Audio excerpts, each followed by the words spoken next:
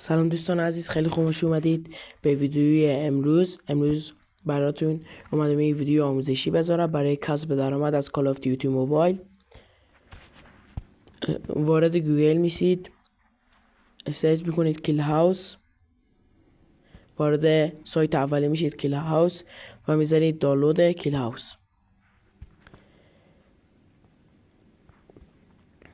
من این برنامه رو از قبل دانلود داشتم، حجمش 30 مگا، حجم زیادی نداره، سریع دانلود میشه.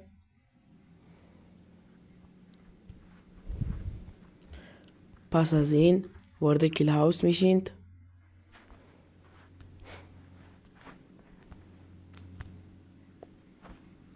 ثبت نامش هم خیلی ثبت نام ساده. اینجا شماره تلفن خودتون رو میزنید و بعدش کد رو میزنید. من وارد میکنم تا وقت شما گرفته نشه.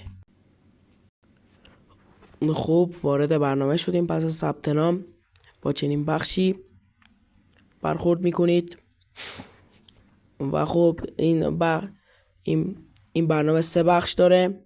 بخشی که میتونید توی تورنمنت ها شرکت کنید،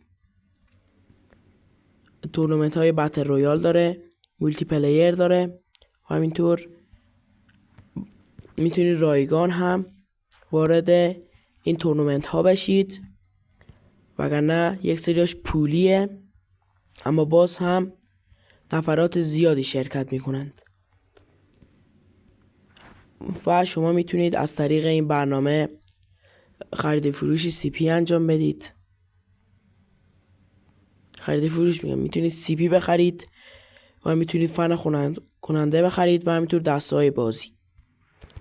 و از اینجا هم میتونید بردهای خودتون رو برید توی کاستوم‌های شرکت کردید و میتونید حتی خرید فروش اکانت هم انجام بدید. این بود از ویدیوی آموزشی امروز. امیدوارم که از این ویدیو خوشتون اومده باشه. تا یه ویدیوی دیگه، خدا نگهدار.